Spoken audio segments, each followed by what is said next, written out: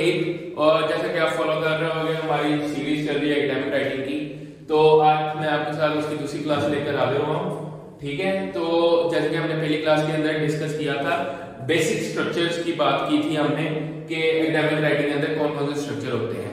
अगर आपने वो क्लास नहीं देखी तो आपको ये ऊपर आई कार्ड के अंदर वो वीडियो का लिंक आ रहा होगा, तो आप जाके उसको देख सकते हैं। ठीक है, तो इस वीडियो के अंदर हम बेसिकली डिस्कस करेंगे जो हमने उसके बेसिक 3 स्ट्रक्चर्स डिस्कस किए थे, एसे राइटिंग, रिपोर्ट राइटिंग और रिफ्लेक्टिव राइटिंग। तो उसमें से हमारा जो मेन टास्क है ना वो है रिपोर्ट राइटिंग का। पूरी सीरीज हमारी इसी के ऊपर फोकस करेगी क्योंकि ये सबसे मेन टास्क है। ठीक है, ये अगर आपको करना आ जाएगा आपको एकेडमिक राइटिंग आ जाएगी। ठीक है, तो इसका मैंने ये बेसिक सा स्ट्रक्चर एक आपके सामने रखा है। ठीक है, तो एकेडमिक राइटिंग को, ये रिपोर्ट राइटिंग को हम बेसिकली इस तरह से लिखते हैं। आपके साथ मैं प्रैक्टिकल एग्जांपल भी ऑब्वियसली शेयर करूंगा, तो उसमें आपको बेटर अंडरस्टैंडिंग हो जाएगी कि लिखते कैसे हैं। ठीक है, तो बेसिकली ये है हमारा स्ट्रक्चर रिपोर्ट राइटिंग का। सबसे ऊपर आता है टेबल ऑफ कंटेंट। ठीक है, उसके बाद हम लिखते हैं इंट्रोडक्शन। जैसे मैंने पिछली क्लास में बताया था कि इंट्रोडक्शन में आपका क्या होता है। इंट्रोडक्शन में फर्स्ट कर लो, अगर आपको किसी कंपनी के बारे में इंट्रोडक्शन लिखना है तो सबसे पहले आप उसकी हिस्ट्री लिखोगे। हिस्ट्री लिखने के बाद आप क्या करोगे, उसके बाद आप उसकी करंट स्टेज के ऊपर आओगे, उसके प्रॉफिट के बारे में बात करोगे, उसके बाद उसके स्केल के बारे में बात करोगे, और उसके बाद एंड में आप बताओगे कि इसकी branches all over the world कितनी है और ये कितना प्रॉफिट मेक कर रहे हैं। ठीक हो गया, ये आपका इंट्रोडक्शन हो गया अकॉर्डिंग टू आपका, अगर हम बात करें तो ऑर्गेनाइजेशन। लेकिन अगर आपने इंट्रोडक्शन टू रिपोर्ट लिखना हो तो उसके अंदर आपने बेसिकली स्ट्रक्चर की बात करनी होती है रिपोर्ट राइटिंग के अंदर कि द मेन, जैसे आप फर्स्ट में स्टार्ट करते हो, the main focus of this report will be on फलाना फलाना। आप फ्रेमवर्क मॉडल, किसी भी मॉडल की बात कर सकते हो, जैसे कि हम मोस्टली यूज करते हैं मार्केटिंग के मॉडल है, स्वाट हो गया, पेस्टल हो गया, उसके अलावा कोवे का मॉडल हो गया, उसके बाद पोर्टरफाई फोर्सेस मॉडल है, बहुत सारे मॉडल हैं। वो सारे मैं आपको इसके अंदर सीरीज के अंदर सिखाऊंगा 1 बाय 1, जैसे कि आज हम डिस्कस करेंगे स्वाट एनालिसिस। ठीक है, तो इंट्रोडक्शन के अंदर बेसिकली आपने पूरी रिपोर्ट का आपने स्ट्रक्चर देना होता है फ्यूचर टेंस के अंदर कि बेसिकली आप करने क्या जा रहे हो। ठीक है, और एंड पे आप एक लाइन लिख देते हो बिल्कुल एंड पे इंट्रोडक्शन के कि a suitable in the end a suitable conclusion will be drawn from the whole discussion। ठीक है, तो ये आपका इंट्रोडक्शन को कंप्लीट कर देता है। ठीक है, उसके बाद आती है आपकी मेन डिस्कशन। मेन डिस्कशन में होता ये है कि जैसे कि आपको जो भी आपकी असाइनमेंट ब्रीफ होगी, उस असाइनमेंट ब्रीफ को आप रीड करते हुए उसका जो मेन डिस्कशन होगी उसको आप इसके अंदर लेके आओगे। ठीक है, उसको आप उसके पॉइंट्स के मुताबिक जो उसने तरकीब दी है टीचर ने, आप उसी तरकीब के अंदर इसको लेके चलोगे। आप अपने से तरकीब नहीं लगा सकते। ठीक है, तो मेन डिस्कशन के अंदर भी हो सकता है इसके अंदर 15 हेडिंग्स हो सकते हैं 20 हेडिंग्स हो, 50 हेडिंग्स हो। ये तो मैंने आपसे एक बात की है कि मेन हेडिंग मैंने उसको मेन डिस्कशन का हेड बना दिया, लेकिन इसके अंदर सब हेडिंग्स भी हो सकती हैं। जैसे फर्स्ट करें 2.1 आ जाएगी, 2.2 आ जाएगी, 2.3 आ जाएगी, और इनकी भी आगे हो सकती है जैसे 2.3.1, 2.3.2 ऐसे सो ऑन। ठीक है, ये टोटली आप पे डिपेंडेंट करता है कि मैं आपको ये भी बताऊंगा कि हेडिंग से साइज क्या रखते हैं, किस तरीके से किस फॉन्ट के अंदर आप लिखना होता है, कौन से फॉन्ट आपके जो है वो एक्सेप्टेबल है, कौन से फॉन्ट आपके एक्सेप्टेबल नहीं है। ठीक है, ये भी सारे आपको मैं डिस्कस करूंगा। ठीक है, उसके बाद आगे मैंने एक मॉडल अप्लाई किया बस स्वाट एनालिसिस।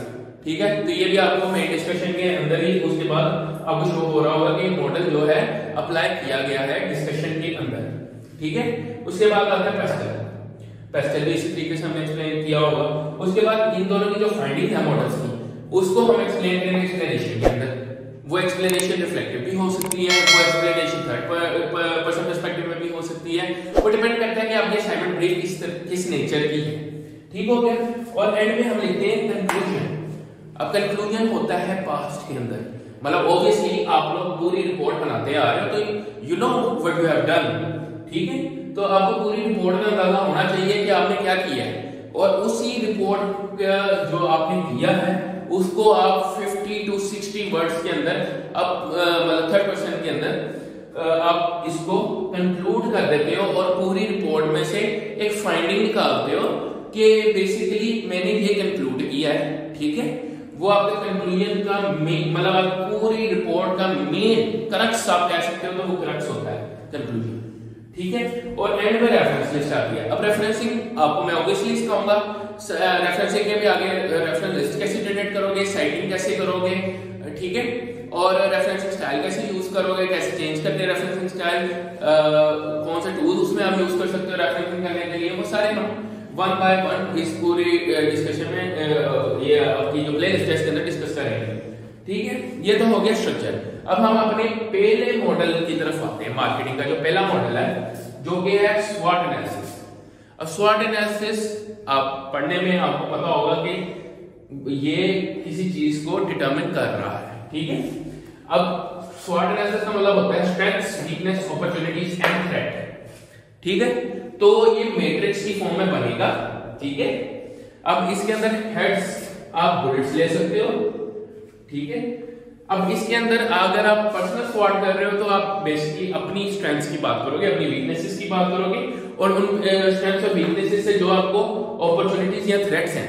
फर्स्ट कर लो, आप कहते हो कि जी मेरी प्रॉब्लम सॉल्विंग बहुत स्ट्रांग है यार, मेरी डिसीजन मेकिंग कैपेबिलिटी बहुत स्ट्रांग है, तो ऑब्वियसली फ्यूचर में आप अभी तो स्टूडेंट हो, ऑब्वियसली बात है, तो आप फ्यूचर में आप जब जॉब करोगे तो आप इस तरह लिख सकते हो कि जी मेरा जो एम्प्लॉयर है वो आजकल ढूंढ रहे हैं कि जी जो मैनेजर इस तरह के ढूंढ रहे हैं जी कि उनके डिसीजन मेकिंग स्किल स्ट्रांग हो, उनकी प्रॉब्लम सॉल्विंग स्ट्रांग हो, उनके लीडरशिप स्किल स्ट्रांग हो, ठीक है। ये सारी चीजें आप इसके अंदर मेंशन कर सकते हो। जो स्ट्रेंथ्स बनेगी आप उन्हीं से अपॉर्चुनिटीज भी अपनी बना सकते हो।